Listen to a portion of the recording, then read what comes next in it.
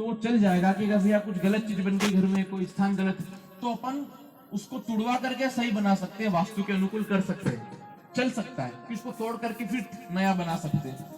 आपके घर में वास्तु दोष होगा तो चल जाएगा, लेकिन अगर आपके घर में वाक्य दोष हो गया तो महाभारत करा देगा, है कि नहीं? ऐसी वाणी बोलिए मन का आपा खोए न लोग, ऐसी वाणी बोलिए जो खुद का आपा खोए। बोलो गायत्री जी, क्लोजअप में लेना ये वीडियो, बोलिए। आपके घर में वास्तु दोष होगा तो चल जाएगा, लेकिन अगर वाक्य दोष हो गया तो महाभारत करा देगा। महाभारत की घटना के पीछे कितने भी रहस्य हो, लेकिन एक शिक्षा दी गई है कि वाक्य दोष हुआ है। कहां हुआ है? इंद्रप्रस्थ के अंदर। इंद्रप्रस्थ कहां है वर्तमान में? दिल्ली। इस दिल्ली का सनातन नाम क्या है? पांडवों की राजधानी इंद्रप्रस्थ। मायावी महल है इंद्रप्रस्थ, जो अर्जुन ने पांडवों ने निर्माण किया और अपने परिवार के लोगों को बुलाया, भाई देखने आओ। हाँ, मकान के मुहूर्त में आओ, बुलाते कि आओ। तो कौन आए? दुर्योधन और मामा जी आए, शकुनी। याद रखना,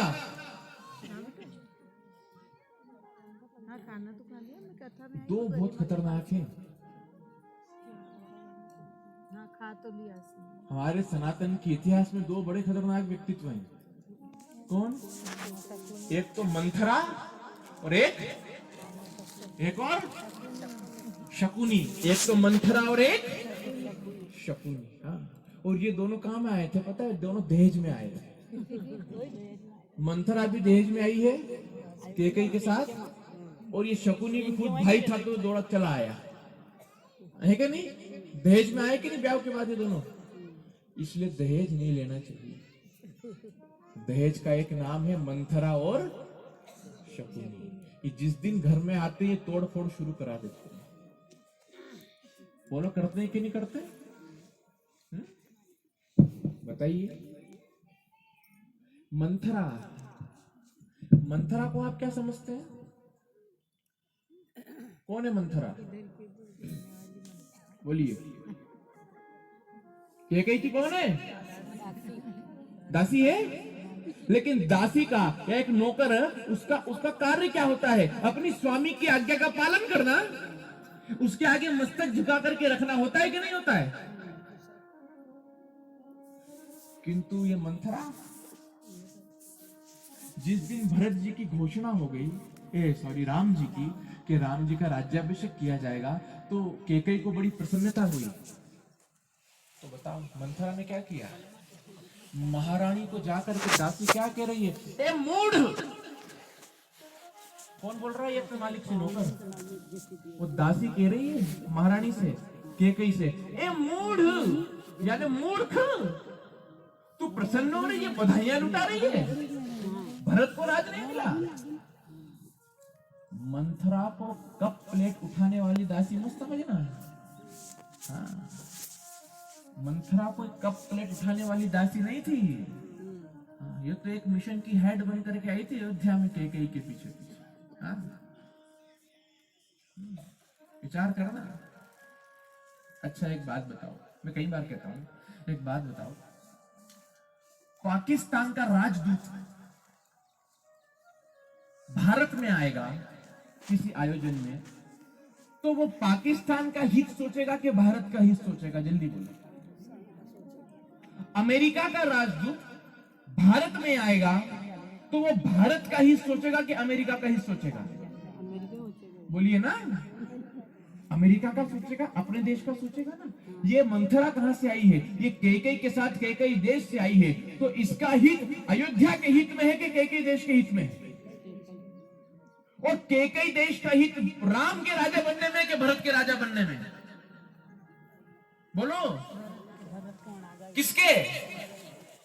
उधर संबंध मजबूत किससे होंगे? राम से कि भरत से? भरत। इसलिए ये भरत को राजा बनाना चाहते। कौन है मंथरा? आपको विश्वास नहीं होगा, मंथरा अयोध्या के जिस घर में रहती थी ना, उसका महीने का भत्ता भी देती थी राजकोष में। हाँ, उसका जो भोजन होता था ना, भोजन, वो भी कई देश से आता था। अयोध्या का अन्न ग्रहण नहीं किया है उसने। किसने?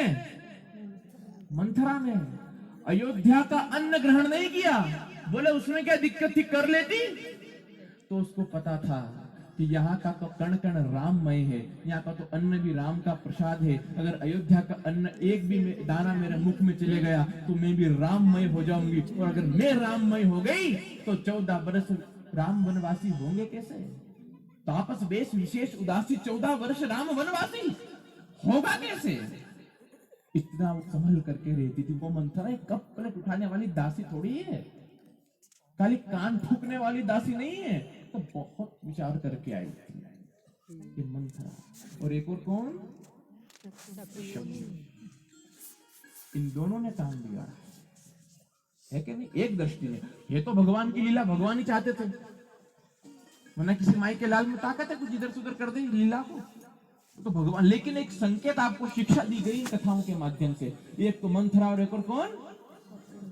ये काय में आए थे दोनों? तो दहेज लेना बुरी बात है ना। हमारे वृंदावन के एक महापुरुष कहते थे, श्रीवास्तव जी, कि जो दहेज का टीवी देखे उसकी छाती में टीवी हो।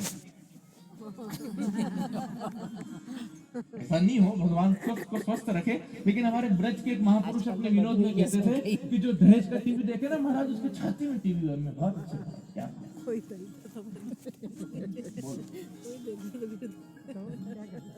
देखो देखो तुम 125 साल जियो,